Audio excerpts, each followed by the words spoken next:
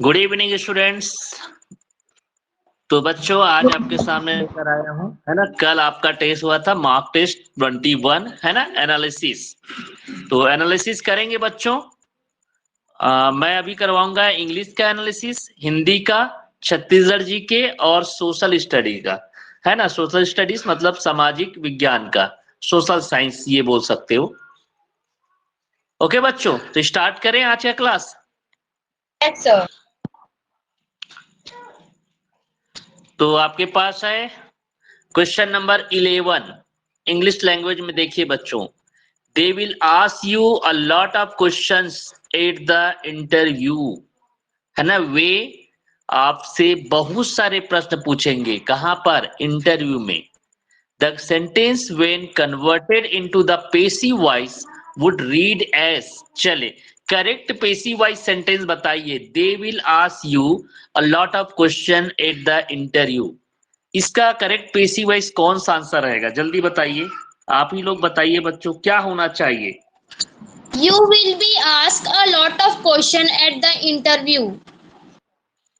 Okay, this answer is correct. Answer number C is the right answer. Why answer number C is the right answer? देखिए समझ लीजिए। देखिए, they will ask you a lot of questions at the interview, तो ये sentence में आपको याद रखना है, they will ask you यहां तक देख लीजिए। तो you is a object, आपको ये you को ऑब्जेक्ट मानना ही है, ठीक है। A lot of questions at the interview, ये अदर वर्ड्स में आएंगे। तो पैसिव वॉइस में क्या होता है जनरली बच्चों की, ऑब्जेक्ट को सब्जेक्ट के स्थान पर लिखा जाता है। तो आपको लगाना है यू। जब इसको पैसिव वॉइस में कन्वर्ट करोगे, ये ऑब्जेक्ट सब्जेक्ट के स्थान पे आ जाएगा। उसके बाद हेल्पिंग वर्ब क्या है, विल या सेल, तो यू के साथ विल ही लगेगा। उसके बाद लगा देना है विल, तो यू विल। उसके बाद इसमें लग जाएगा बी, क्योंकि मॉडल वर्ब के जब भी यूज करते हैं सेंटेंस, उसको अगर पैसिव वॉइस से बदलते हैं, क्योंकि विल और सेल एक मॉडल वर्ब है या फ्यूचर सिंपल का है, तो हम बी ई लगाते हैं, याद रखिएगा पैसिव वॉइस में। तो इसी इसलिए हो जाएगा ये यू विल बी। और मेन वर्ब का क्या हो जाएगा, थर्ड फॉर्म, आज हो जाएगा आस्क्ड में, है ना, थर्ड फॉर्म में बदल जाएगा। तो you will be asked a lot of questions eight the interview. बाकी अदर वर्ड्स जो है ज्यों को त्यों रहेगा बच्चों, तो ये बात आपको समझना है। विल लगा है तो पैसिव वॉइस में विल भी हो जाएगा या सेल भी हो जाएगा, सब्जेक्ट के अकॉर्डिंग लगाना है। जैसे यू जो है सब्जेक्ट के स्थान पे आता है, तो उसका फॉर्म नहीं बदलता है, क्योंकि यू का फॉर्म यू ही रहता है, चाहे सब्जेक्ट फॉर्म यू का ऑब्जेक्ट फॉर्म यू होता है या ऑब्जेक्ट फॉर्म यू का सब्जेक्ट फॉर्म यू होता है, ठीक है बच्चों। तो ये ऐसे ही हो जाएगा। इससे बाई जो प्रीपोजिशन है उसको छोड़ सकते हैं, बाई प्लस सब्जेक्ट, ये वाला यू को आप छोड़ सकते हो। सॉरी, यू तो नहीं बोल सकते, ये दे को छोड़ सकते हो। कौन आपसे पूछेंगे बोल रहा है, पता नहीं, कंफर्म नहीं है, अननोन है। तो बाई प्लस जो सब्जेक्ट है दे का ऑब्जेक्ट फॉर्म देम लिख सकते हैं, उसको छोड़ सकते हैं। कहने का मतलब, you will be asked a lot of questions eight the interview by them, ऐसे हो सकता है बाय देम, बट आप उसको लीव कर सकते हो, छोड़ सकते हो बच्चों। ओके, चलिए क्वेश्चन नंबर 12 देखिए सारे बच्चे। The phrase in cold blood means, cold blood मतलब एक तरह से हो सकते क्रूल, क्रूरता, निर्दयता, है ना। इसके लिए यूज होता है क्रूली, कोल्ड ब्लड, ये मीनिंग होगा इसका क्रूली, एकदम निर्दय, निर्दयता पूर्वक जो मर्डर कर देते हैं, आप लोग सुनते हैं कोल्ड ब्लडेड मर्डर, ऐसा आप लोग सुनते रहते हो, ठीक है। तो ये क्रूली हो जाएगा, कोल्ड ब्लड का मीन्स जो है इसका मतलब। अगला देखिए, the workers went out of the factory dash to hold a protest rally. तो देखिए वर्कर्स जो है ना, वर्कर्स जो है कहाँ गए, रैली में गए, फैक्ट्री की प्रोटेक्ट के लिए। प्रोटेस्ट मतलब जान सकते हो, वो नहीं करते हैं, प्रोटेस्ट नहीं करते हैं, विरोध, विरोध। तो किसमें गए, समूह में गए ना, तो इन रूट, सामूहिक रूप से। तो ये वाला इसका आंसर रहेगा, इन रूट नहीं रहेगा, इन मैस, इन मैस, इन मैस, ठीक है, सॉरी।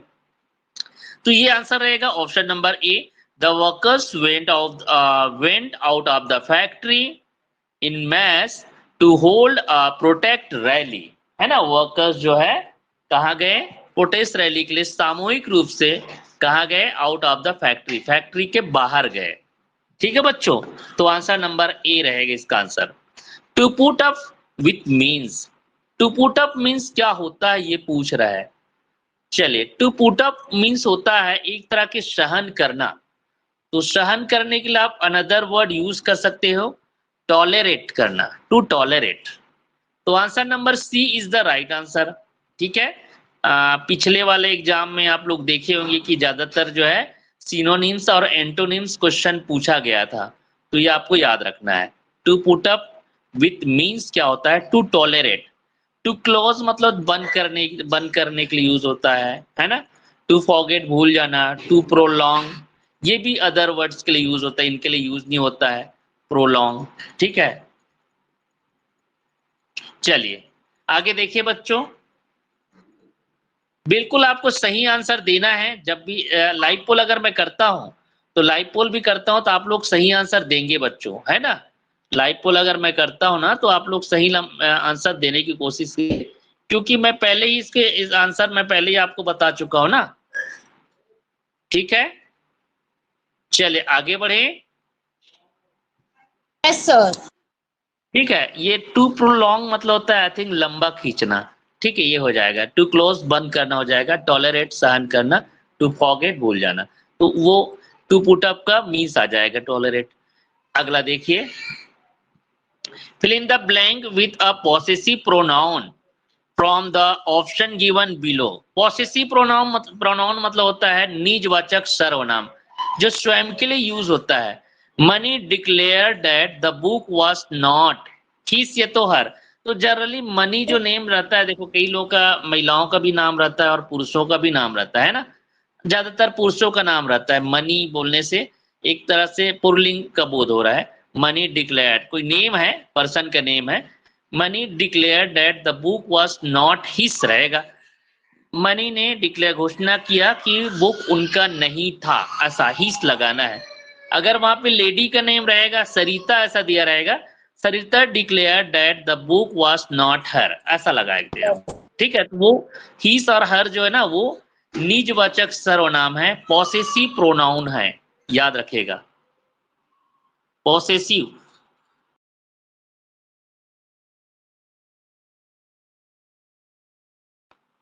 पॉसेसिव मतलब होता है, निज नहीं बोल सकते आप ना।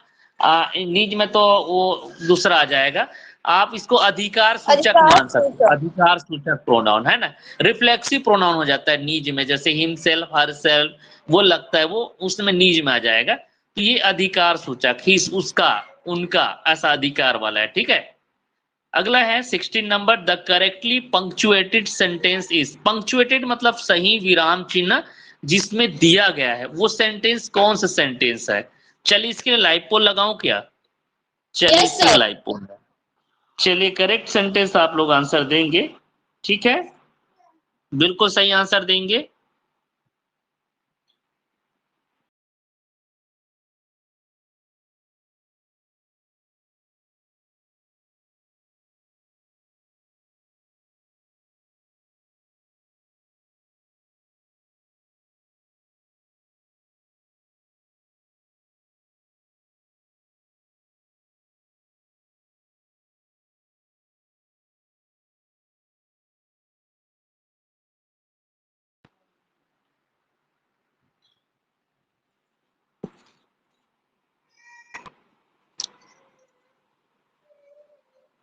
ओके, वेरी गुड, बहुत सारे बच्चों ने सही आंसर दिए हैं। The answer will be, Meena said where is Kishore, है ना। वेयर इज किशोर, ये ऑप्शन नंबर सी, जो एक साथ जो एपोस्ट्रोफी मॉक के साथ वहां पे छुपा हुआ है ना, तो इज को शॉर्ट में ऐसा लिखा जाता है ना। आई विल को भी डबल एल लिख देते हैं, है ना, डब्लू को छुपा देते हैं, डब्लू आई को। तो वैसे ही यहाँ पे वेयर इज किशोर ऐसा हो जाएगा, Meena said where is Kishore. ठीक है, answer number C is the right answer. To let the cat out of the bag मतलब एक तरह से थैले से बिल्ली को बाहर निकालना। उसका मतलब क्या होता है पता है, जैसे टू लेट द, हाँ, reveal something that was kept a secret before, मतलब ऐसा चीजों का उजागर करना जिसको सीक्रेट रखा गया था, छुपा कर रखा गया था, उसको सबके सामने बताना, है ना। Reveal something that was kept a secret before, जिसको पहले, जिस बात को पहले छुपाया गया था उस बात को सबके सामने खोलना। तो ये मीनिंग होता है to let the cat out of the bag means. चलिए next, choose the correct order to make the sentence below meaningful. ऐसा क्वेश्चन जो है हमेशा देखने के लिए मिलता है बच्चों। सभी बच्चे इस टाइप के क्वेश्चन को ना ध्यानपूर्वक बनाया कीजिए आप लोग। तो देखिए कौन सा आंसर रहेगा, चलो आप लोग बताइए नंबर का आंसर सही होगा। सेंटेंस क्रिएट कीजिए आपके पास। ऑप्शन नंबर डी या ए, कौन सा आंसर है? डी, डी रहेगा करेक्ट। डी रहेगा करेक्ट। चलिए कौन सा रहेगा मैं आपको बताना चाहूंगा।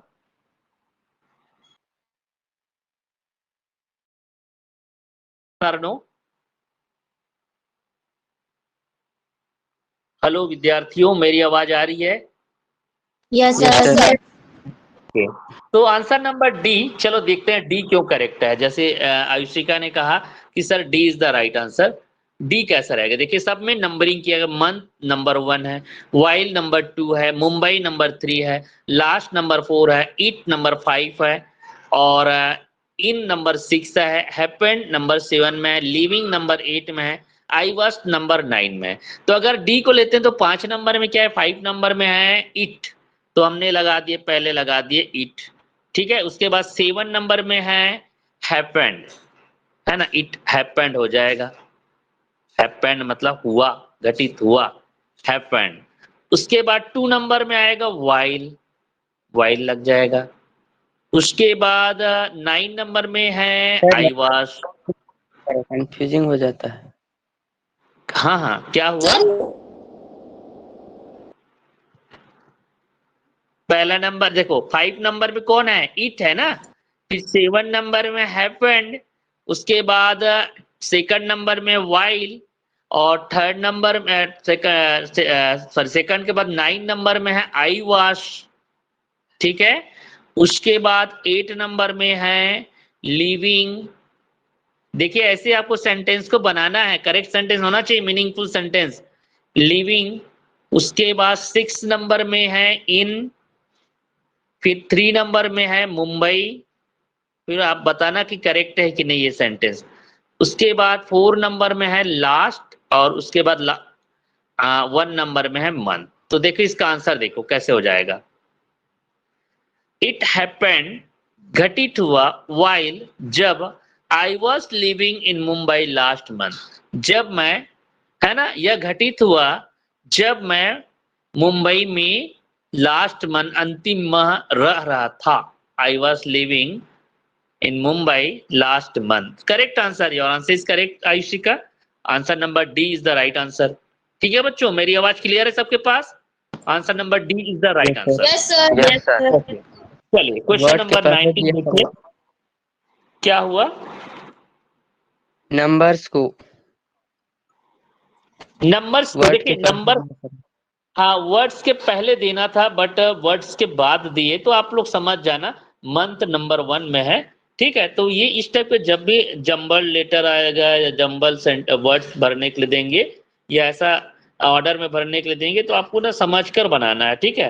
पहले सब्जेक्ट यूज करते हैं, कोई भी सब्जेक्ट यूज कीजिए, है ना। सब्जेक्ट के बाद हेल्पिंग वर्ब आप यूज कर सकते हैं, या मेन वर्ब डायरेक्ट यूज कर सकते हैं टेंस के अकॉर्डिंग, ठीक है। सर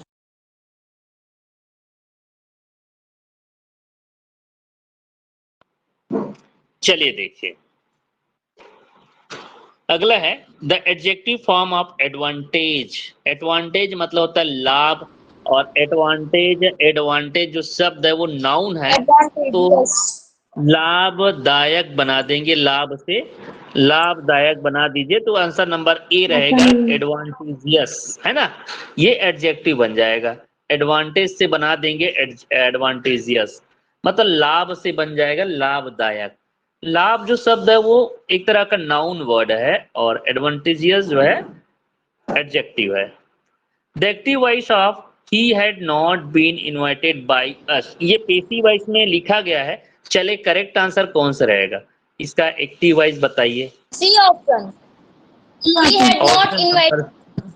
या we had not invited him. देखो अगर ये सेंटेंस को बोलते ना we had not invited him, change into passive voice. अगर क्वेश्चन पूछते तो आप ही का हिम का ऑब्जेक्ट फॉर्म क्या हो, सब्जेक्ट फॉर्म क्या हो जाएगा? ही। हिम का सब्जेक्ट फॉर्म ही। अब ही हैड तो लगा हुआ है, ही हैड नॉट बीन है ना, बीन लगता है क्योंकि जो भी परफेक्ट टेंस में हो उसको अगर पैसिव वॉइस में चेंज करते हैं तो बीन लगाते हैं। उसके बाद मेन वर्ब थर्ड फॉर्म में रहेगा इनवाइटेड, फिर बाई प्रीपोजिशन, फिर सब्जेक्ट को ऑब्जेक्ट फॉर्म, वी का अस हो जाएगा। ठीक है, तो answer number C is the right answer. चलिए 21 देखिए, identify the tense in the sentence given below. When I arrived Ram had just left. जब मैं पहुंचा राम जस्ट गया, उसी समय राम गया था। जब पहुंचा मैं उसी समय राम गया था, ऐसा बोल रहा है। तो हैड लगा है, आप देख सकते हैं कौन सा टेंस का एग्जांपल है ये? आंसर नंबर पास्ट परफेक्ट है ना। हालांकि आप बोल सकते हैं कि सर व्हेन आई अराइव्ड, ये तो पास्ट सिंपल है। ठीक है, पास्ट सिंपल के बारे में वर्णन नहीं है, जिसके बारे में पूछा गया वो आपको ऑप्शन में पूछा गया, पास्ट परफेक्ट को आपको आंसर देना है। The synonym of the splendid, splendid है ना। चलो इसका सिनोनिम बताइए। शानदार, स्प्लेंडिड ऐसा होता है ना, स्प्लेंडिड मतलब शानदार। तो इसका सिनोनिम क्या रहेगा? इसी के जैसे अर्थ कौन देगा? इम्प्रेसिव है ना, बहुत बढ़िया है ना, इम्प्रेसिव। तो ये रहेगा, शॉर्टेज नहीं रहेगा, इनसिग्निफिकेंट नहीं रहेगा, एक्सेस नहीं रहेगा। ठीक है, मैग्निफिकेंट अगर ऐसा रहता ना बच्चों तो वो भी स्प्लेंडिड का सिनोनिम्स रहता है, मैग्निफिकेंट है ना। इनसिग्निफिकेंट मतलब आई थिंक क्या होता है इनसिग्निफिकेंट मतलब? किसी को पता है क्या? मुझे याद नहीं आ रहा है क्या होता है। मैग्निफिकेंट अगर ऐसा रहता है ना तो आपको जो है महत्वहीन हो जाएगा ना, इनसिग्निफिकेंट ऐसा होता है। इनसिग्निफिकेंट मतलब महत्वहीन, तुच्छ, तुच्छ व्यक्ति के लिए ऐसा इस्तेमाल होता है इनसिग्निफिकेंट। और अब मैग्निफिकेंट रहता तो वो भी होता है शानदार, impressive, splendid. The word brittle, brittle मतलब होता है भंगुर है ना, टूट जाना, एकदम से टूट जाना, उसके लिए ब्रिटल इस्तेमाल होता है। तो आंसर दीजिए। तो इजिली ब्रेकेबल है ना, जो आसानी से टूट जाता है उसके लिए आपको इस्तेमाल करना है ब्रिटल। हाँ, he is one of the talented student in our class. ये क्वेश्चन थोड़ा सा अधूरा है। Find the error of the given sentence, find the error words of the given sentence. ऐसे यहाँ पे क्वेश्चन लिखा गया था, गलती से मिट गया मेरे से। ठीक है, तो इसका आंसर चलो आपको बता देता हूँ। ही is one of the talented students. देखो बहुत सारे स्टूडेंट में से किसी एक को आप बता रहे हैं ना in the class, in our class, तो आपको ना स्टूडेंट्स करना है। तो यहाँ पे ना वर्ड्स में स्टूडेंट्स होना था, इसलिए बी ऑप्शन गलत है, इसमें एरर है। क्वेश्चन यहाँ पे पूछा गया था find the error words in the given sentence, ऐसा। तो ये यहाँ पे जो क्वेश्चन था वो गलती से मिट गया था मेरे से। ठीक है, एडिट करते समय मिटा दिया था। तो ठीक है, ये टैलेंटेड स्टूडेंट्स होना चाहिए था, स्टूडेंट लिखा है इसलिए वो एरर पार्ट है। अगला देखेंगे, the thief was taken to the nearby police station है ना, चोर को पास के पुलिस स्टेशन में पकड़ा गया है ना, लाया गया, पकड़ कर लाया गया, ऐसा पूछ रहा है। ये सेंटेंस जो है, इस सेंटेंस में किसी प्रकार का एरर नहीं है, करेक्ट लिखा हुआ है, सारे वर्ड्स करेक्ट लिखा हुआ है। The thief was taken to the nearby police station. तो answer number D is the right answer, no error. चलिए अगला क्वेश्चन देखिए। They have gone days an excursion, excursion मतलब होता है भ्रमण, वे भ्रमण में गए हुए हैं। तो इसके लिए आपको करेक्ट प्रीपोजिशन इस्तेमाल करेंगे बच्चों, on is the right answer. They have gone on an excursion है ना, वे भ्रमण पर गए हुए हैं ऐसा होगा, या गए हैं, वे भ्रमण पर गए हैं। या है, ये है प्रेजेंट परफेक्ट टेंस है ना, या चुका है, चुकी है, मैंने बता रखा है आपको। ठीक है बच्चों, चलिए अगला देखिए। The team rebelled days days the captain. Team ने रिबेल्ड कर दिए मतलब किसके खिलाफ? कैप्टन के खिलाफ। तो आंसर नंबर आएगा हाँ अगेंस्ट रहेगा। क्या रहेगा बच्चों इसमें? Against is the right answer. क्या रहेगा? Against is the right answer. तो आपको वहां पे लगाना है अगेंस्ट, ठीक है। अपोज के सेंस में अगेंस्ट लगा सकते हैं, ठीक है। तो यहाँ पे आंसर वही रहेगा। चलिए इसके लिए आंसर देंगे। करेक्ट जो है आपको आंसर पूछा है कंपैरेटिव डिग्री का आंसर बताना है। कंपैरेटिव डिग्री ऑप्शन देखो, choose the correct option if the given statement are changed into comparative degree. Silver is one of the most useful metal.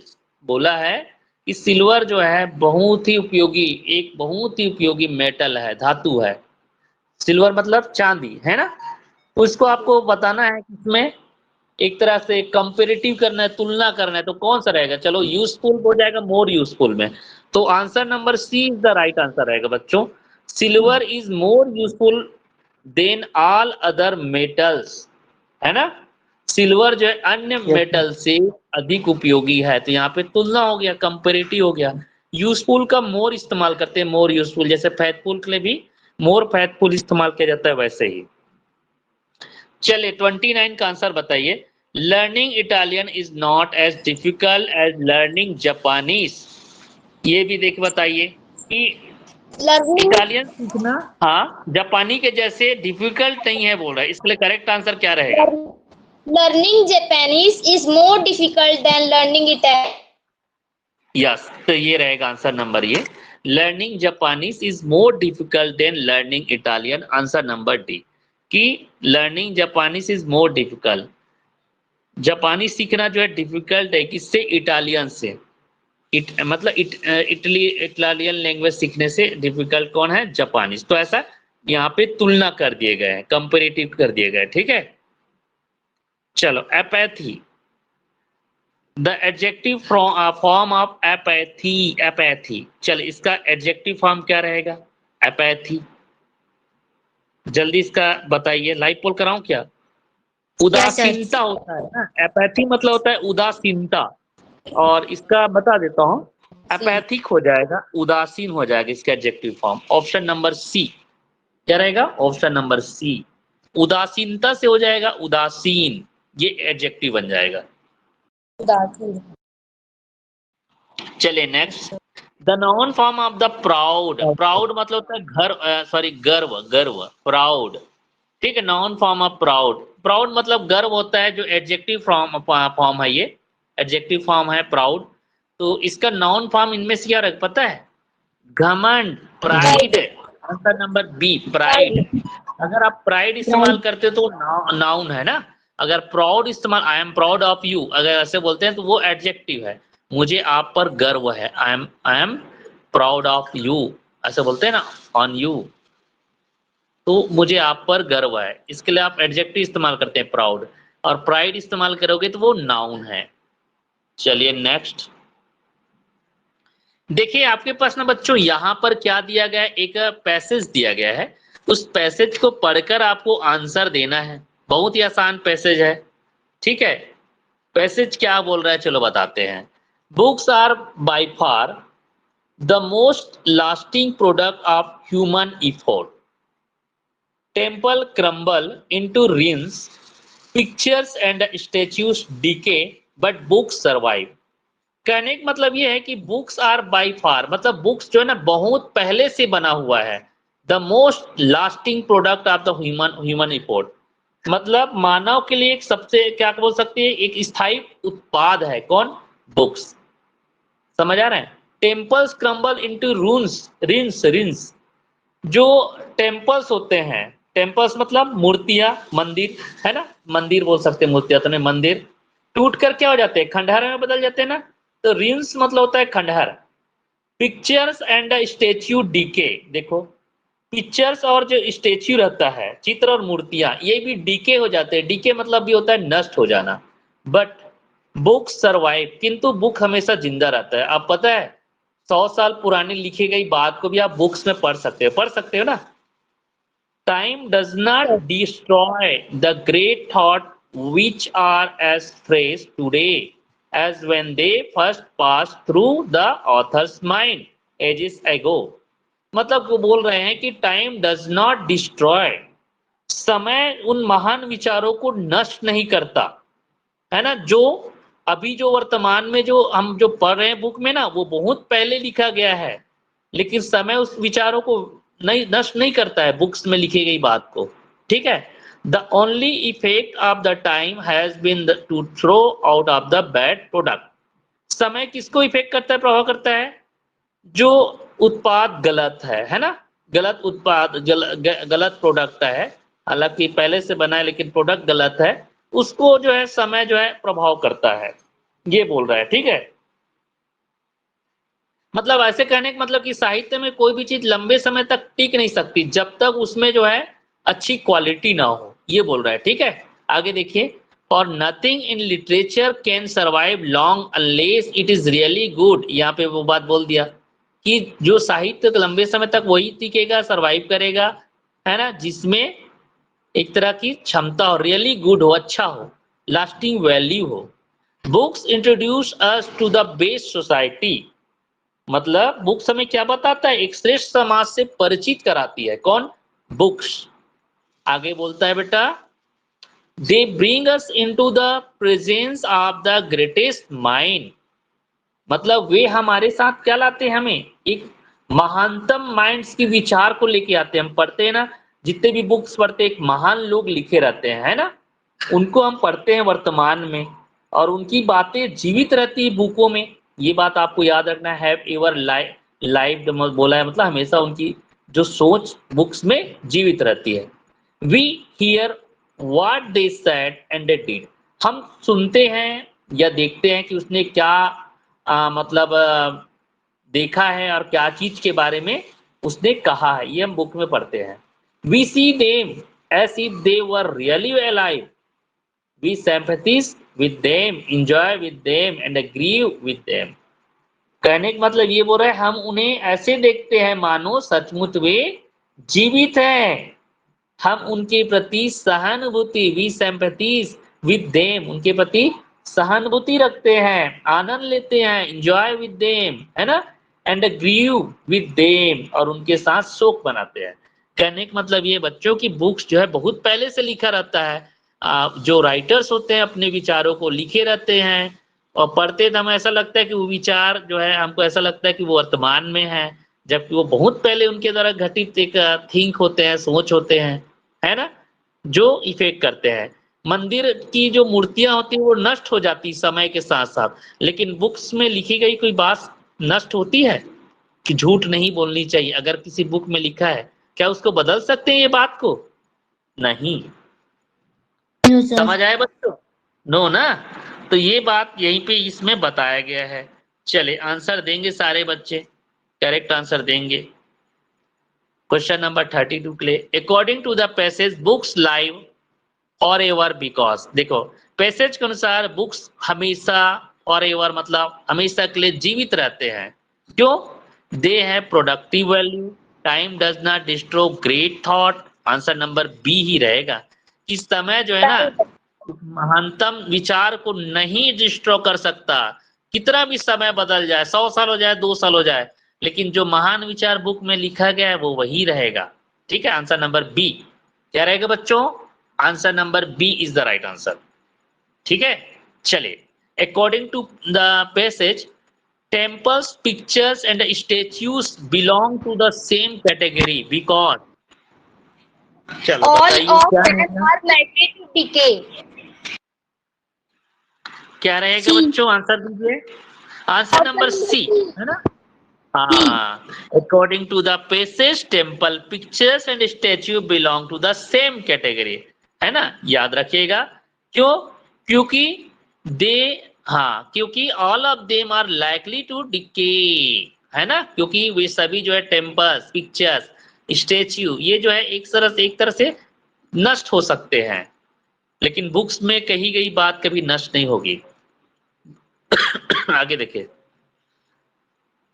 Books introduce us into the best society as, books हमें क्या करते हैं, सर्वोत्तम समाज से परिचित कराती है ना। तो आंसर क्या रहेगा बच्चों इसका? Answer number A, give us glimpses of the greatest mind, है ना, वे हमें महानतम दिमागों की झलक दिखाते हैं। ग्लिम्स से मतलब होता है झलक, है ना।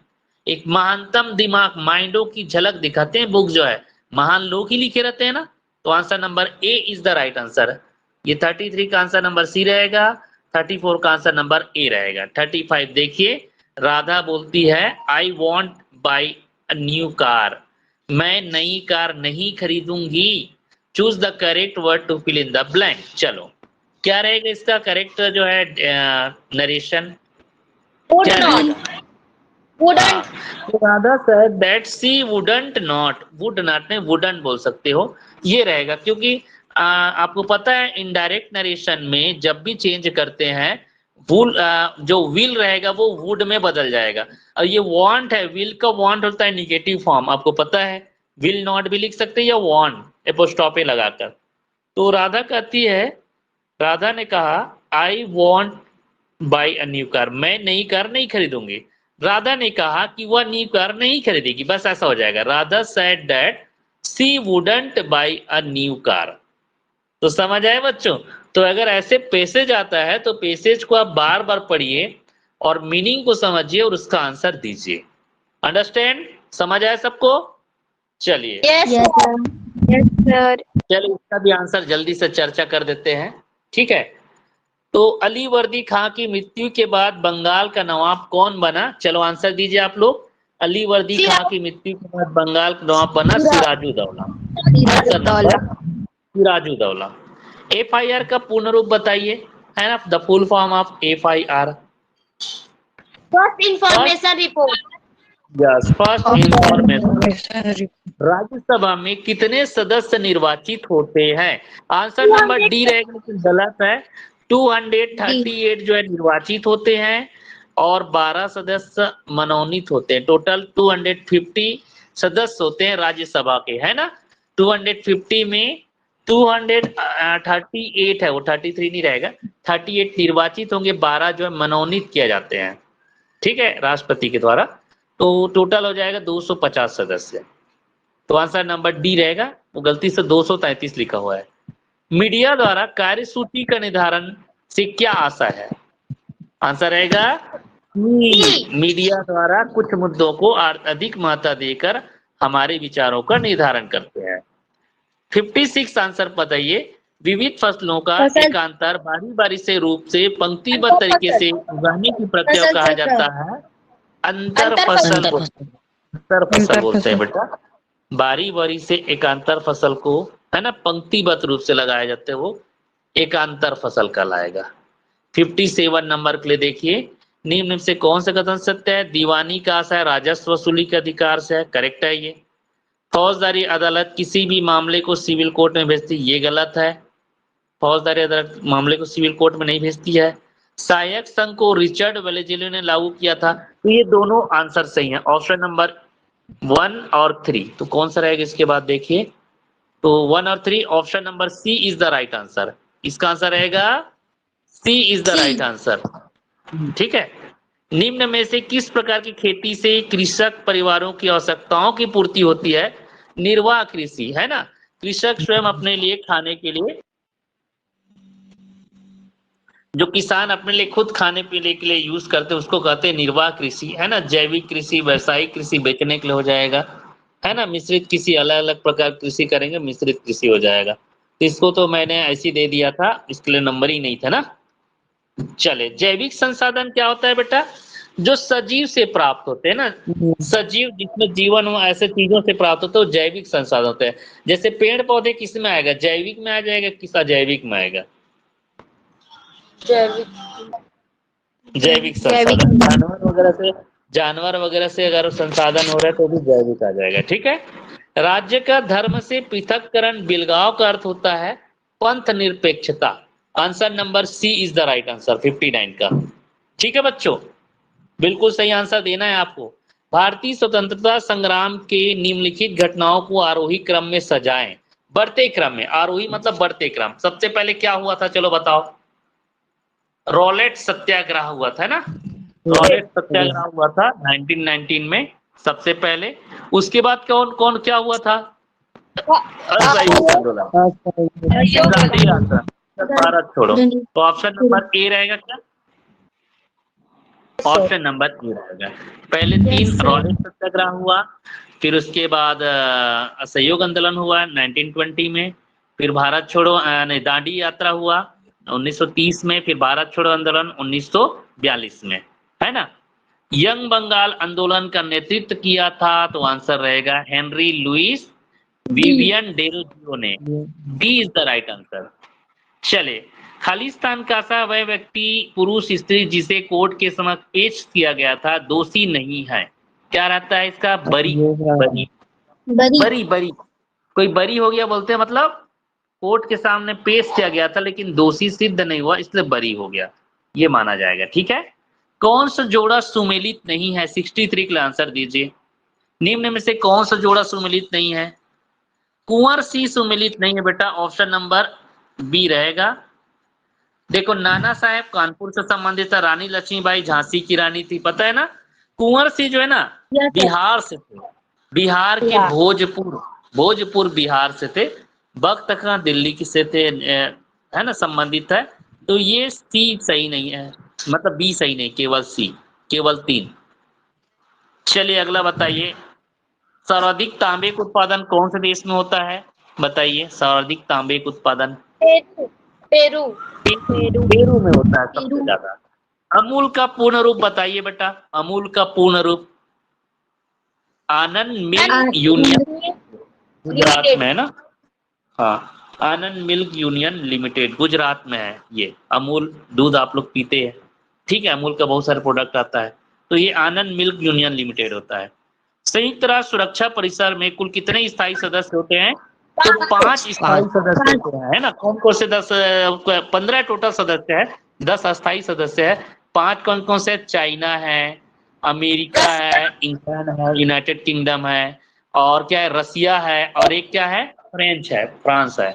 तो टोटल 5 स्थायी सदस्य है। स्वयं की भूमि पर की जाने वाली कृषि कहलाता है, कौन सा कृषि कहलाएगा? निज कृषि, आंसर नंबर डी। निम्न में से किसी द्वितीय कार्य क्षेत्र के अंतर्गत शामिल किया जाता है? तो गन्ना से चीनी के उत्पादन को शामिल किया जाता है, answer number C is the right answer. हाँ, चलो आगे देखिए, निम्न में से कौन सा एक मृदा निर्माण का कारक नहीं है? मृदा निर्माण का कारक नहीं है, मृदा का संरचना कारक, बाकी सब कारक है। जलवायु, जलवायु से अच्छी जलवायु होगा, है ना, नमी रहेगा तो मृदा जल्दी बनेंगे। समय भी एक कारण है मृदा बनने का, मिट्टी बनने का। स्थलाकृति ये भी कारण, लेकिन मृदा की संरचना ये नहीं है। वाइसराय कौन थे वो जो 1905 में बंगाल का विभाजन किया था? 1905, लॉर्ड कर्जन, है ना, आंसर नंबर ए। खिलाफत आंदोलन के नेता थे, कौन थे बोल रहे हैं, ठीक है। तो खिलाफत आंदोलन के नेता थे, नहीं कोई नहीं, ए रहेगा बेटा, ए भी नहीं रहेगा। सैयद बंधु, सभी बंधु नहीं, सैयद बंधु। खिलाफत आंदोलन हुआ था ब्रिटिशों के खिलाफ, आई थिंक 1919 में हुआ था, और इसके जो आंदोलन करता थे मोहम्मद अली, है ना, और एक थे शौकत अली, दोनों भाई थे, ठीक है, शौकत अली और मोहम्मद अली, ये दोनों खिलाफत आंदोलन के नेता थे, ठीक है। चलिए 72 नंबर देखिए, निम्न में से कौन सा एक भारतीय नागरिकों को प्राप्त मूलाधिकार नहीं है? चलो बताइए कौन सा जो है? संपत्ति का अधिकार पहले थे लेकिन अब नहीं है, ठीक है। समानता, शिक्षा, स्वतंत्रता, टोटल कितने राइट्स हैं? 6 है ना? 6। कौन कौन से? चलो बताओ, 3 तो यहाँ पे दिख रहा है, और कौन कौन से है? Right to exploitation, right to cultural and religion, right to education, right to freedom. Okay, right to freedom, equality, और right to judicial. ओके, तो 6 राइट्स है, सभी को याद रखना है। बड़े शहरों में रहने वाले किसी व्यक्ति को स्वच्छता संबंधी समस्याओं को लेकर अपनी शिकायत कहाँ करनी चाहिए? कहाँ करनी चाहिए? आंसर आएगा नगर निगम, नगर निगम में करनी चाहिए, आंसर नंबर ए। सर्वोच्च न्यायालय की स्थापना हुई थी बेटा 26 जनवरी 1950 को, है ना, सर्वोच्च न्यायालय, सुप्रीम कोर्ट। और निम्न में से कौन सा सूफी संत के दरगाह को अभिव्यक्त करता है? तो दरगाह शब्द जो है सूफी संत के दरगाह को अभिव्यक्त करता है। तो ये सोशल साइंस की क्वेश्चन हो गया। चलिए जल्दी से करेंगे आपका छत्तीसगढ़ी और हिंदी को, ठीक है, टाइम हो चुका है, जल्दी से। जामुल सीमेंट कारखाना कहाँ स्थित है? जल्दी बताइए। दुर्ग में। चीनी स्टील प्लांट स्थापित है रायपुर में। रायपुर। इस्पात संयंत्र किस देश के सहयोग से स्थापित किया गया? रसिया। रूस। कौन सा एक छत्तीसगढ़ में कृषि भूमि के नाश के कारण नहीं है? सिंचाई सुविधा नहीं है। सिंचाई का सुधार। छत्तीसगढ़ के नियुक्त में से किस जिले में 3 के साथ आने हैं? दंतेवाड़ा में है। एकमात्र खुली जेल कहाँ है? जगदलपुर में। हालांकि जिले बोला है, जिला जगदलपुर नहीं है, शाला है वो, ठीक है, बस्तर जिला है। छत्तीसगढ़ में सबसे अधिक कौन सी मिट्टी पाई जाती है? लाल मिट्टी। सबसे बड़ी सिंचाई परियोजना कौन सी है? महानदी। किस सिंचाई परियोजना का नामकरण मिनी माता के नाम से हुआ है? छोटा घाट सिंचाई परियोजना किस जिले में है? बिलासपुर में है। छत्तीसगढ़ में सर्वाधिक सिंचाई किसके द्वारा होती है? नहर के द्वारा होती है। छत्तीसगढ़ का सबसे ऊंचा जलाशय कौन सा है? मिनी माता। छत्तीसगढ़ का सर्वाधिक सिंचित जिला कौन सा है, जहाँ सबसे ज्यादा सिंचित है? न्यूनतम सिंचित जिला? बस्तर। हिंदी वर्णमाला में स्वरों की संख्या कितनी है? 11। तो पहले कभी ना हुआ उसके लिए क्या होता है? कौन सा शब्द आता है? जो कहा ना जा सकती उसके लिए एक शब्द से अनुकूल, समय की दृष्टि से अनुकूल, समयानुकूल। जो सब कुछ जानता है उसके लिए सर्वज्ञ। जिसकी गर्दन सुंदर है उसके लिए कौन सा शब्द आएगा? सुग्रीव। पुरुष एवं स्त्री का जोड़ा? पति पत्नी। नहीं, दंपति कहलाएगा। पुरुष और स्त्री का जोड़ा शादी नहीं किए तो दंपति कहलाएगा, शादी करेंगे तभी पति पत्नी कहलाएंगे, है ना, तो दंपति कहलाएगा। कार्य को नए ढंग से करने की पद्धति? नवीनीकरण। जंगल में लगने वाले आग क्या कहलाता है? प्रश्न आदि के लिए उत्तर की अपेक्षा करने वाला कहलाता है उत्तरापेक्षी। और लास्ट है ज्येष्ठ का विलोम शब्द बताइए, क्या रहेगा? कनिष्ठ मतलब छोटा, ज्येष्ठ मतलब बड़ा। ठीक है बच्चों, तो आज का ये क्वेश्चन तो हो गया। मॉक टेस्ट 21 का एनालिसिस है। आई होप सभी बच्चों को अच्छा लगा होगा। और आप YouTube में देख रहे हैं तो चैनल को सब्सक्राइब कीजिए और बेल आइकन को जरूर क्लिक कीजिए।